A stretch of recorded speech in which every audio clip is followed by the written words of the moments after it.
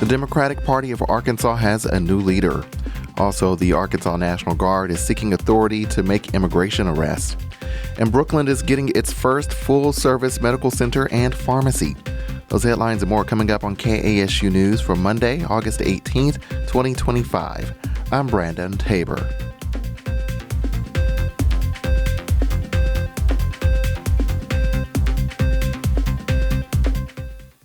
The Democratic Party of Arkansas has chosen a new leader.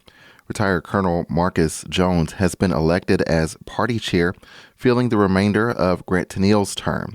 Tennille stepped down in July.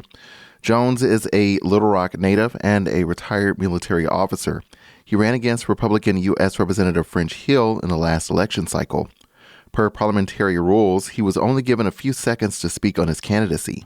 Thank you all for this opportunity. I have a plan that I'm glad to discuss with you where we will deliver within 90 days on a comprehensive way forward. That's what we need. I've said it before, simply saying raising money and electing Democrats. We saw what that got us in the last national election. We can do better, and I have a plan for that.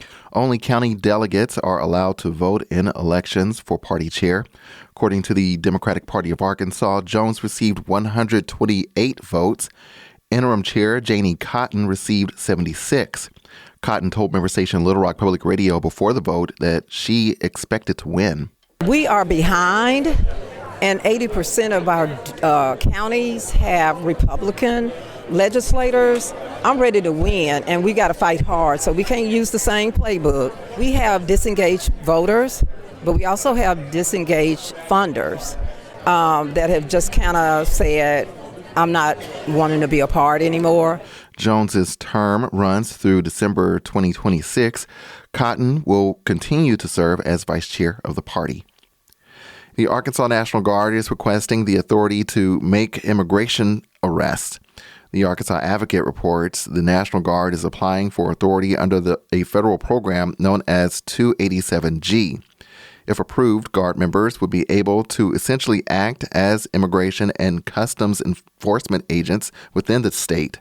Several law enforcement agencies, including the Arkansas State Police, have also applied to the program known as the Task Force Model under 287G. The head of the Arkansas State Police says guns should be allowed in state parks. Colonel Mike Hagar made his statements in a legislative meeting on Thursday. This comes after a married couple was fatally stabbed at Devil's Den State Park last month. The suspect in the double homicide has pled not guilty to 2 counts of capital murder. Guns are currently banned in state parks with limited exceptions. Hagar said his comments didn't reflect the views of the State Department of Public Safety, which he also leads. An internal review reveals that a former police chief spent months planning his escape from an Arkansas prison. The Department of Corrections released the report on Friday detailing Grant Hardin's May 25th escape from Calico Rock Prison. Hardin was serving sentences for murder and rape. He was captured on June 6th. Hardin used a fake law enforcement uniform to walk out of the facility. 2 employees were fired for procedure violations that aided his escape. The review also found that Hardin was misclassified and shouldn't have been in a primary medium security prison. He faces trial for escape charges in November. 5 men have been charged with murdering a fellow detainee at an East Arkansas County jail. Gregory Otis, Ty Paris Johnson, Antonio Aldridge, Rico Branscombe, and Carmelo Hawkins all face first-degree murder charges, among others. The 5 are accused of killing 44-year-old Terry Craig on August 8th in the Monroe County Detention Center. Craig was found dead just hours after being booked into jail on charges including possession of child sexual abuse materials. A University of Arkansas instructor has pled not guilty to charges involving child sexual abuse materials. 34-year-old Joshua McGee entered the plea in Washington County Circuit Court last week. McGee is facing 10 counts of possessing child sexual abuse materials. He's currently on administrative leave from his job as a teaching assistant professor at the university's exercise science department. Next, 3 people face charges for helping a West Tennessee murder suspect evade authorities. We'll have more after the break. I'm KASU Station Manager Mark Smith. Like many small rural stations across the country, congressional action to eliminate funding for public media sends KASU and all public radio into an uncharted future. But we remain certain about our mission and our commitment to you and to our community. You can help through contributing at kasu.org/give.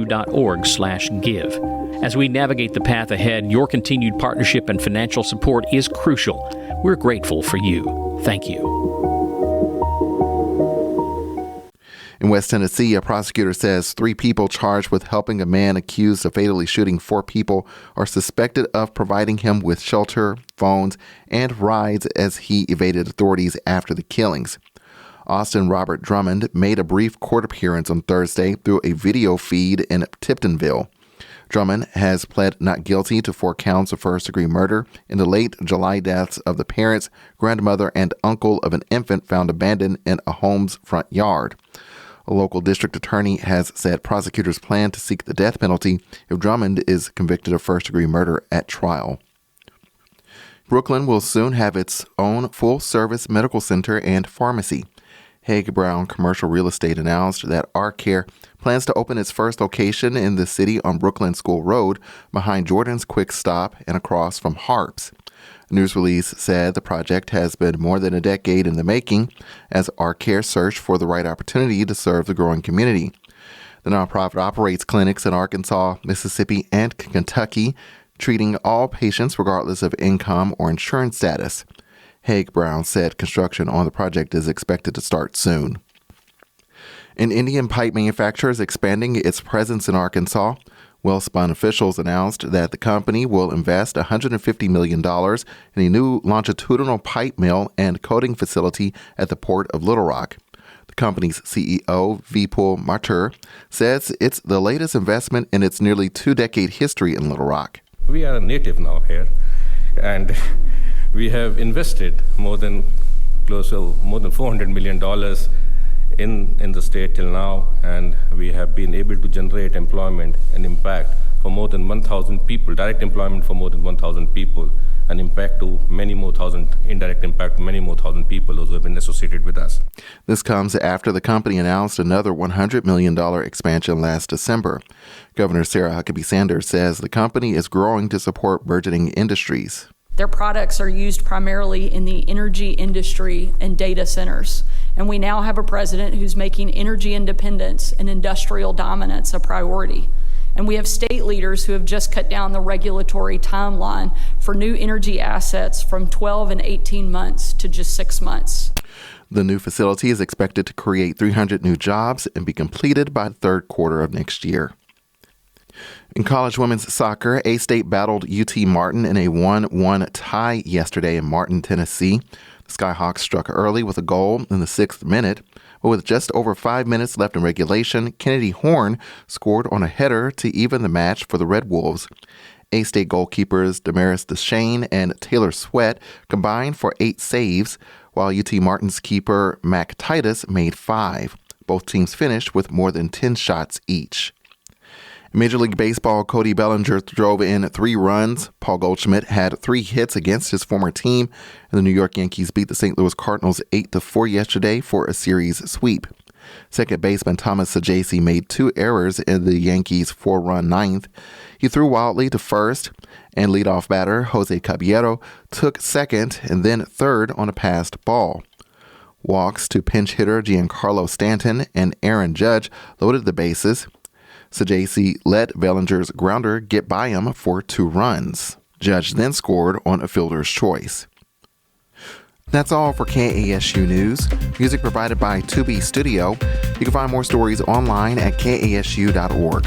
Also, be sure to like, subscribe, and turn on notifications for KASU News on YouTube, Apple Podcast, or wherever you get your podcast. In Jonesboro, I'm Brandon Tabor, KASU News.